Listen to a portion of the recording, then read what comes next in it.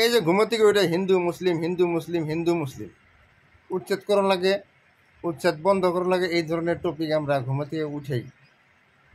আর কিছুমান হিন্দু আছে, কিছুমান মুসলমান আছে, এরা যেটা ঝগড়া লাগছে ফেসবুকে, আমার মনে করে এরা একদিন হলেও গুয়া ফাইডেল দুম বাইরে এরা মরবো।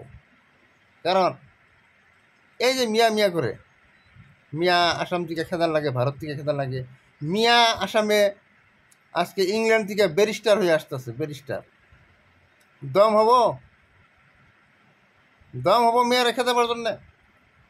যত সব মূর্খ, যত ভণ্ড নেতা, তাদের মুখে আজকে এই ধরনের ভাষণ। মিয়া ব্যারিস্টার হয়ে আসামে এসে প্রবেশ করতেছে। বাবা ডিকা ঠুল্লু ঠুল্লু, মুখ দিয়ে খালি দেশ রক্ষা হবো না, লেখাপড়া করা লাগবো। আজকে যেটা পেহেলগামের ঘটনা হইল, পেহেলগামে যেটা সন্ত্রাসবাদী আক্রমণ হইল, সেই সন্ত্রাসবাদীর সাথে নিজের জীবন দিয়ে যুদ্ধ করে দেশের সম্মান রক্ষা করছে একজন আমাদের মুসলমান বোন, সুফিয়া আনসারি, মনে আছে?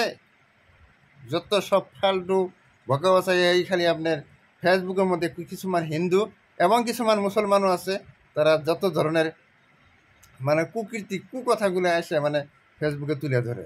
দুনিয়ার যত খারাপ ভাষা, কোনো গঠনমূলক কোনো কথা নাই। মিয়া না হইলে আসামের এমনও কাম আছে যারা যে কামগুলো নাকি মিয়াই করে, বুঝছেন?